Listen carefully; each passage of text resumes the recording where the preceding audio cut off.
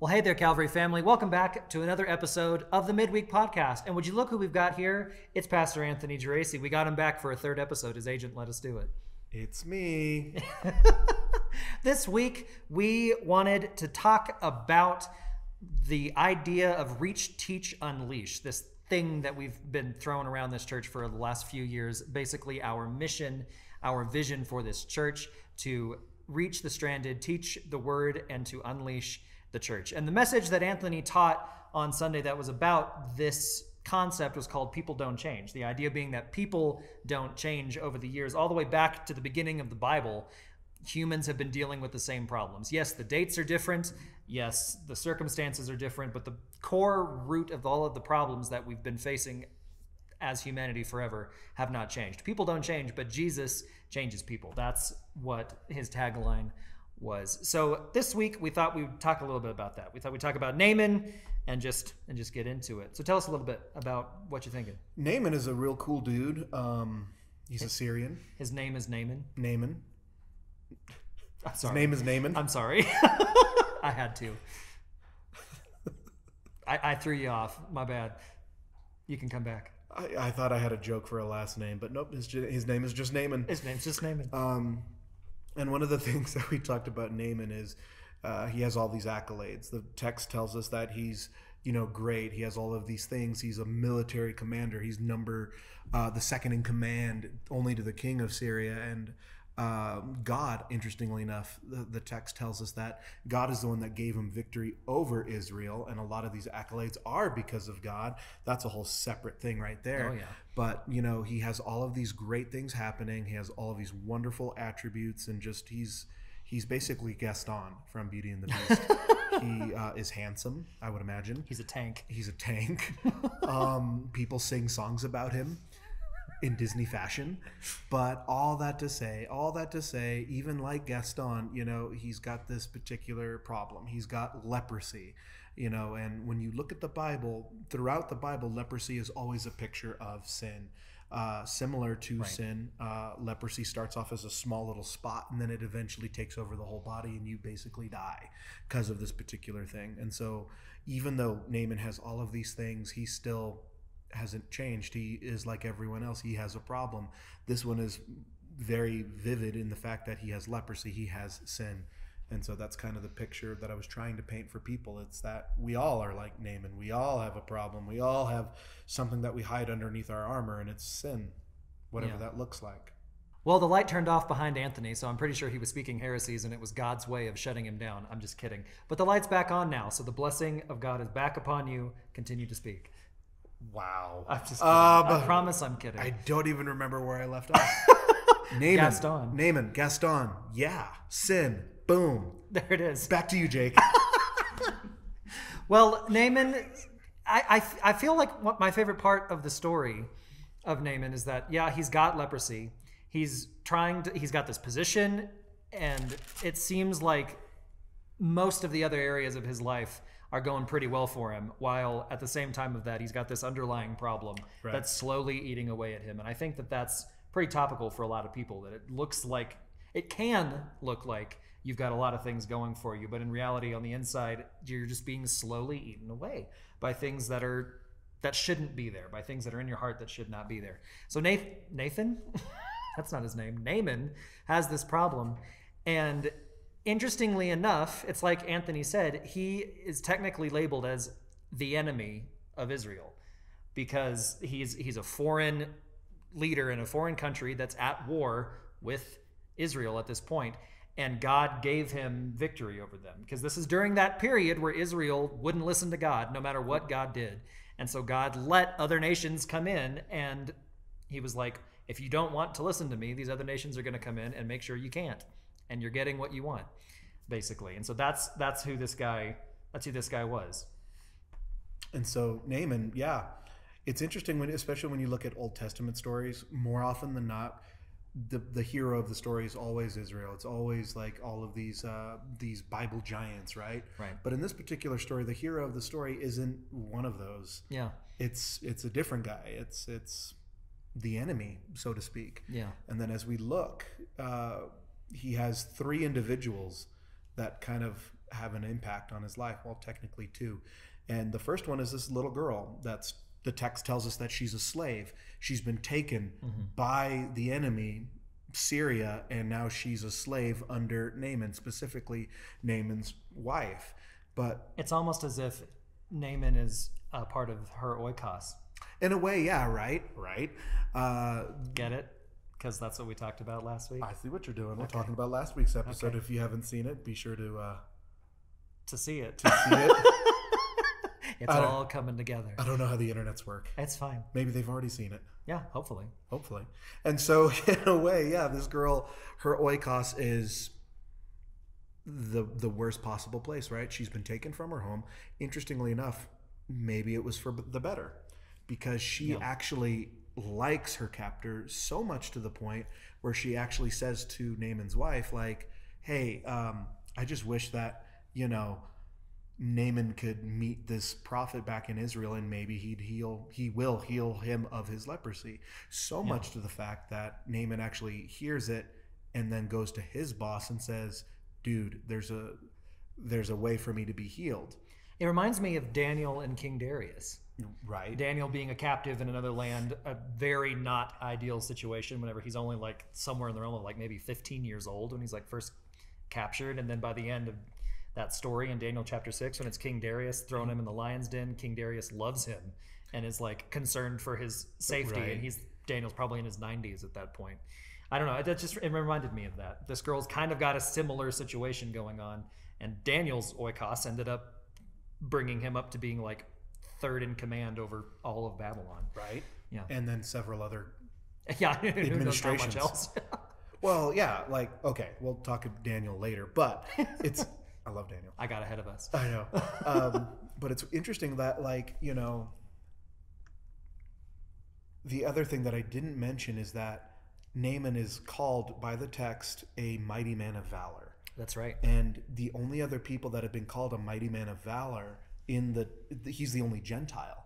And so God definitely had his hand in his life, and all of these things are kind of happening, right? Yeah. Like David is a mighty man of valor, Nehemiah is a mighty man of valor, and so on.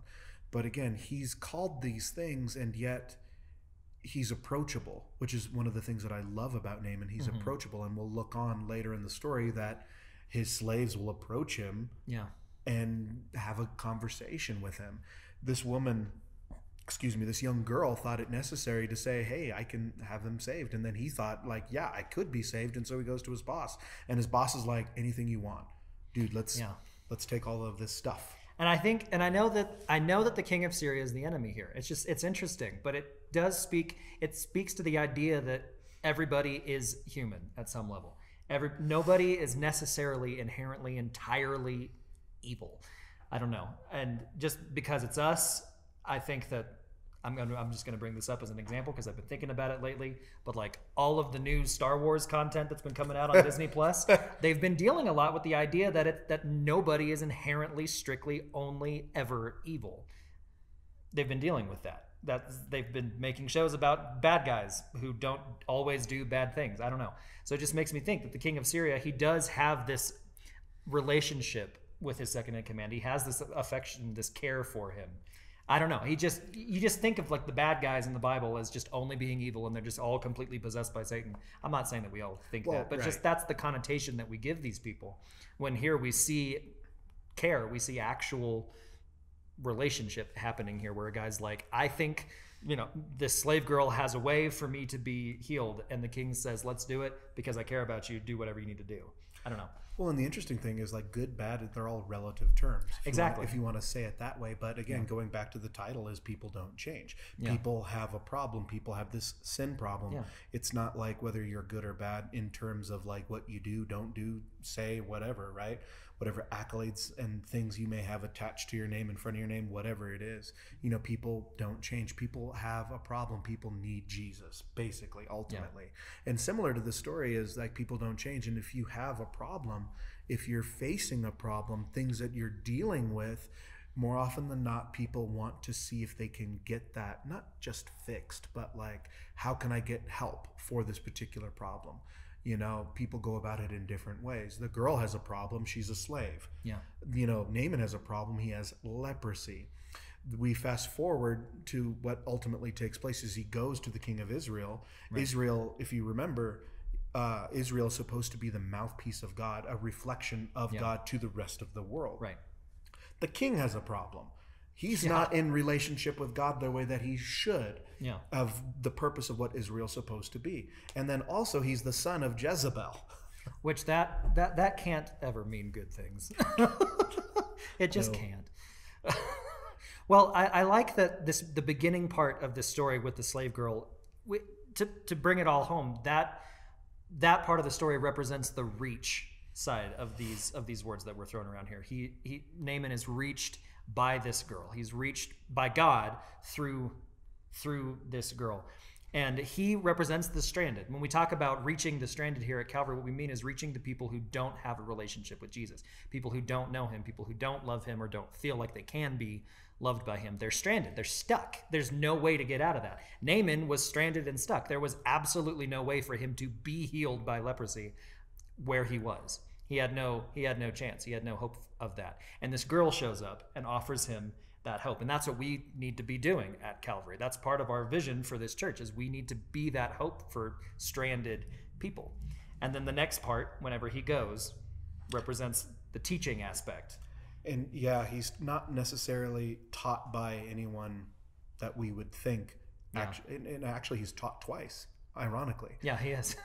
And so he goes to the king and's like, dude, I have this doctor's note and I need you to fix me. And he's like, I can't do that. Yeah. And, one of the things that I said was like, I think he's got a crisis in his life, not because here's the enemy with a white flag saying, hey, I know we're at war, but I need you to heal me. And here's a bunch of stuff to kind of like have you do it. And he realizes, number one, that he doesn't have the means to do it. Yeah. And number two, I think even more important is he's realizing that only God can do that, and I don't have any access to God at the moment. I'm so far distant from God. And then the man of God, as the text tells us, Elisha says, why are you tearing your clothes? It's like me saying to you, Jake, and I have said this to you, Jake, why are you freaking out, Jake? Yeah. Due to certain circumstances, right? Why are you freaking out? Why are you so bothered by this particular situation? Yeah. And so to ask a question, have there ever been anything in your life that has caused you to freak out? What a question. The answer to that is absolutely. And I think I got to say this recently in a service, just like kind of during a prayer or something like that at the end of worship, that I wish I was better at remembering God coming through for me. And of course I remember that God comes through for me. Of course I know that he's the same yesterday, today, and forever. Of course I know all of that. Why would he ever start to fail me now? He never has before. But in the middle of a circumstance, it's so easy, and that there's all kinds of reasons for this, whether I'm feeling it spiritually that day or not, whether I'm feeling it mentally, like mental health wise that day or not, like whatever's going on. It just gets in my head, okay, God, wait a minute. What are you going to do? How are we going to do this? How are we going to get through this? And then, of course, we get through it, even if it doesn't look like what I would have ideally wanted. But then at the end of it, I'm like, well, of course you took care of me. Of course you did. I knew you would. Right. I just freaked out. I got in my own head and panicked. And so, I don't know. I feel like I can relate to the king on that front. Right. And, the one thing that I hope I never, ever relate to the king is the fact that, like, I'm freaking out not because God can't do certain things, but I'm ultimately freaking out because I've been distant from God. Mm-hmm. And that's what I'm freaking out about, right? I hope that I never get to that place, but like just practical things, like the times that I do freak out, there's always my wife like, why are you freaking out? Why is this a big deal? I'm like, you don't understand. Right. And just, it's the little things, right? And I realize this, and maybe this is you guys that are listening, or maybe even you, Jake. The things that I freak out the most about are the things that I'm in control of. Right.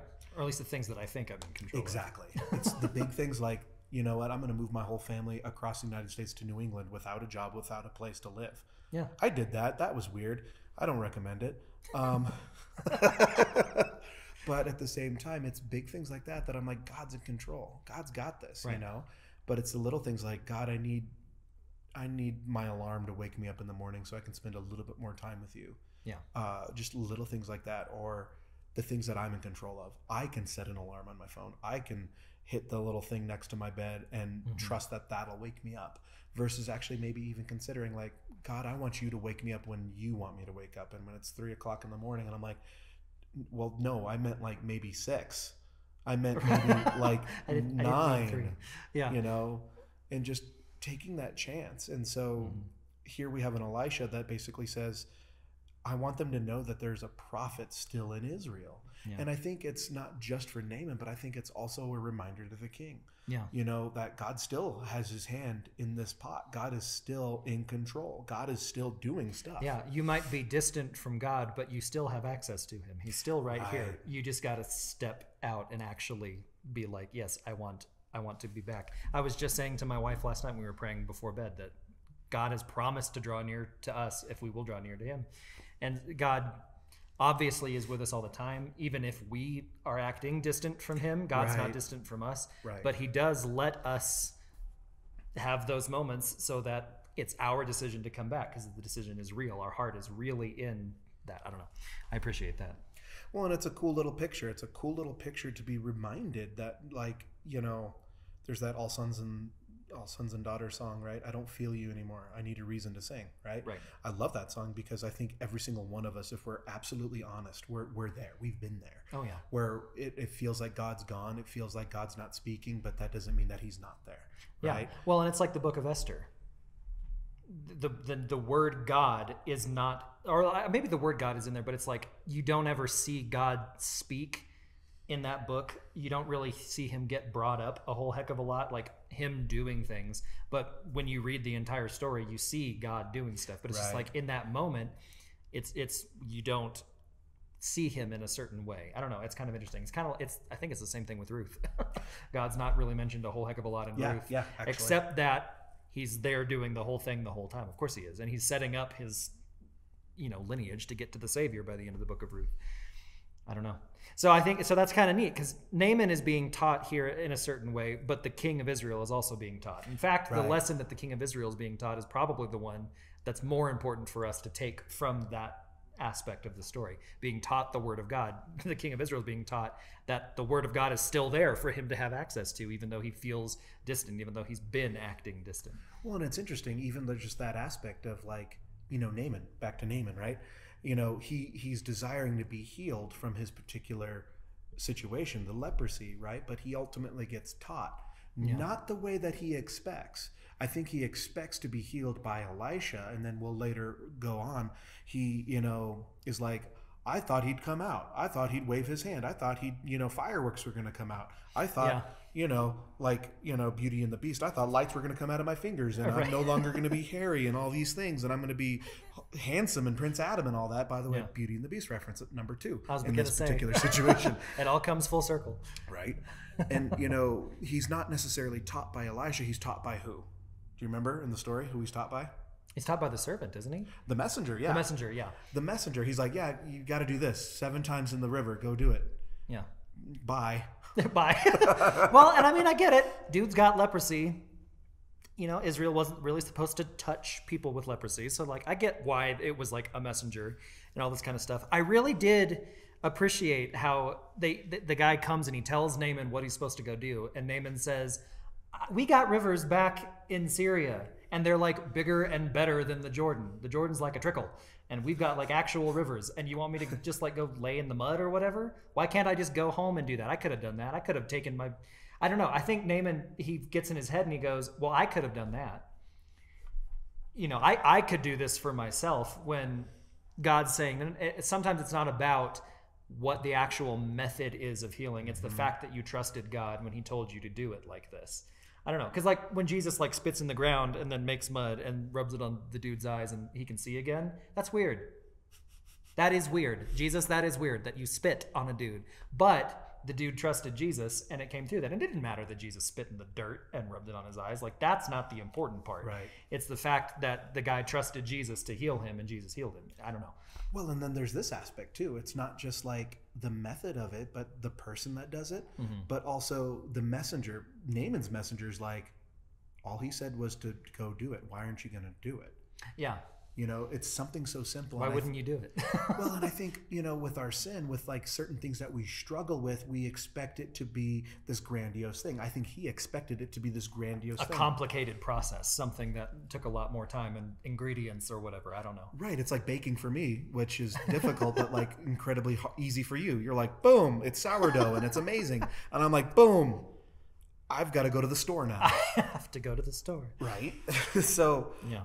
I think it's one of those things where he's not just being taught by a messenger. He's not just being taught by his servant. I think there's a bigger thing at play. It's not just that you have leprosy and you need it fixed. There's another bigger issue, and I think it's his pride. I think it's his pride to the point where it's, I'm going to come in like, you know, horns ablazing and just like, I'm going to announce it. I'm going to bring all of these things. And I'm going to come with my entourage. It's going to be, you know, Prince Ali, all of these things, right? Yeah. Third Disney reference. I think he's going to make this big ordeal. And Fourth, I referenced Star Wars. Oh, that's right. Fourth. Anyway, go ahead. So, and then he kind of like, you know, actually does it. He humbles himself. And the other picture that I thought of that I don't necessarily know if I mentioned it from the pulpit or not is, I picture him with his armor. I picture him with all of these things that he has to his name, right? But then he has to humble himself. He has to take off that stuff. He has to show his scars. He has to show his body in a way. He has to become vulnerable. He has to become vulnerable and transparent. In enemy territory. In enemy territory of all places. And so he does it, and then the text tells us that he's not just scarred. He's not just like, well, I have adult skin now, but it says that he has skin like that of a baby. Yeah. Pure, brand new. And I love that because God doesn't just... It's almost like he was born again. It's almost like he was born again. But it's not that God just heals a little bit of you. He'll heal all of you. He'll make you new.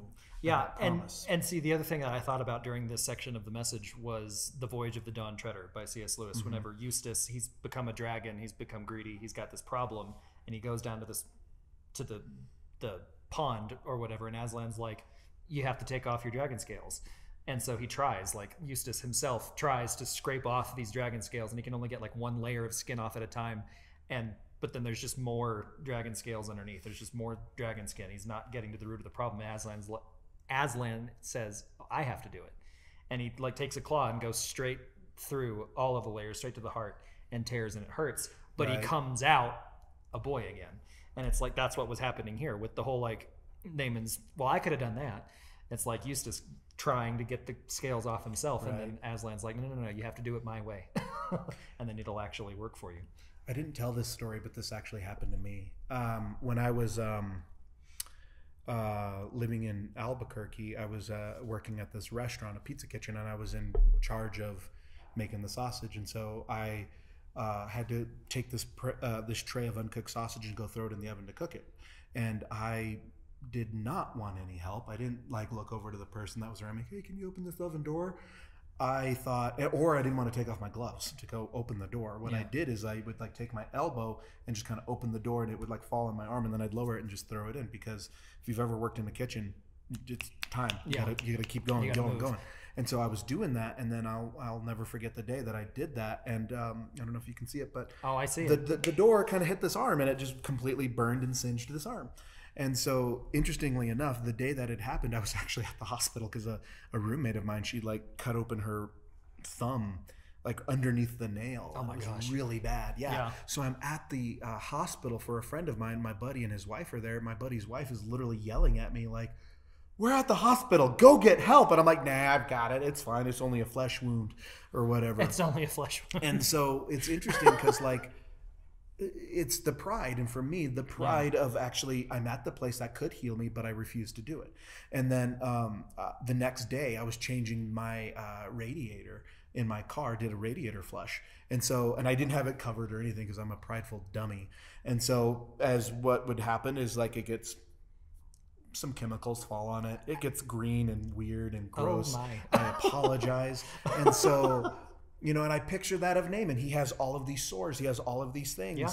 And the fact that I now have to expose it and like show people like, this is how dumb I've been. Right. And I asked, And instead of going to a doctor, I still called a friend of mine that was like studying to be a nurse. I'm like, what do I do? I'll be your homework. And she's like, you've got to like scrape it off, clean it, and then you're gonna have to cover it. Right. So the next thing, and I apologize for the visual. No, of it's this, fine. Is I went and took a shower, and I had like that green scrubby thing, and I literally had to scrape all of the skin off of this arm, and then I had to cover it and let it heal properly. Yeah. And so, and I think for Naaman, it was the humility that he had to take off his armor. He actually had to go and wash, and I just had that picture of me washing my arm. And then the funny part of that story is like I didn't learn my lesson. A year later, I burned the same arm. Oh my goodness. And doing the same thing. Listen, I get you. And again, people don't change. Yeah. People don't change, especially when it comes to their sin and their refusal to actually do the right thing with their sin. And that's my story, and that's and maybe that's your guys' story that's listening, is that constant refusal to actually do what needs to be done. And finally, Naaman does it. Yeah. Finally, he humbles himself, and finally he does it. Mm-hmm. And so he's reached by a slave girl. He's taught by a messenger of Elisha. He's taught by his servant. Yeah. And then he finally does it. And then the next crazy thing is he's unleashed. Where? Back to enemy territory. And then the next part of the story is he finally sees Elisha.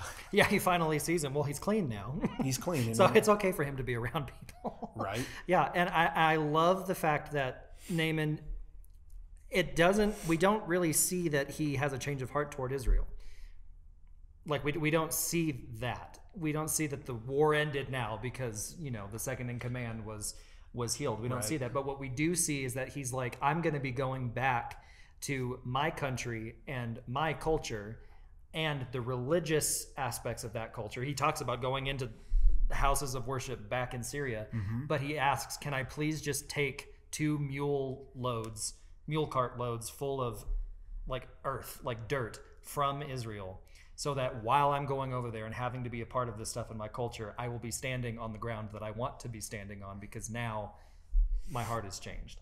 Right. I don't know. I really appreciated that. I thought that was neat. He had to go back to his sphere of influence, the same one. Right. He had to go straight back to that. But he was able to take a piece with him of where he wanted to be, of where his salvation, quote unquote, took place, of where his healing took place. Right. The dirt ultimately becomes a picture of his testimony. He's bringing back with him, what changed him. And I think, I remember I was working at Albertsons at the time. Actually, I wasn't. I was talking with this kid that I used to work with, and he's a Christian kid. And he was telling me, he's just like, Mr. Anthony, Mr. Tony, he called me Mr. Tony. Yeah. He says, I'm having a hard time here. And I'm like, why are you having a hard time at work? And he goes, I just don't find God here. I don't see God here. And I looked at him and I said, it's not about you looking for God here. It's that you bring God with you to this place. And, that's ultimately a picture of what Naaman is doing. Mm-hmm. He's bringing, in essence, God back with him. And for that horn, that was my phone, by the way. And so Naaman's literally bringing his testimony back. And he basically makes, and I love that picture because, what we want to do is like, well, I'm saved, and so now I got to go into ministry. I have to go over here. I have to do this and all of these things. And he's like, he could have said, listen, I could help with the war. I know exactly what's happening. I know exactly what to do in these particular situations. No, instead he says, I need to be unleashed back to enemy territory, and we're going to still continue to sling mud at each other. The war is still going on. Right. I just think that's crazy. I don't know. The story just doesn't end the way that you think it's going to end, but it's got so much depth and meat in there. I don't know. It's really, really cool. And so maybe, hey guys, I'll challenge you. Who are you reaching? Who has reached you? Who are you teaching? Who has taught you? And a better question is how are you being unleashed to your oikos? How are you being unleashed to where God has called you? I love it. Guys, thank you so much for being with us this week. My little closing thought is, I've mentioned this to you before, that we say, we're reach, teach, unleash. And we're saying, Naaman was reached. He was taught. He was unleashed. And I always want to say he was reached, he was teached, and then he was unleashed. I always want to say that. My mouth wants to shape those words to come out, even though teached is not the right word. I just find that funny. Right. Well, like I said, thank you guys so much for joining us this week for this episode of the Midweek Podcast Season 2. Anthony, how do you feel? my wife's texting me. She's like, "You done? You almost done?" So I'm done. So those noises you heard are the warning that actually we're going to be finished for this time. Well, join us next week. Leave us a rating on whatever podcast platform that you are listening/watching this on. Thank you so much, and we'll see you next time. Bye, guys.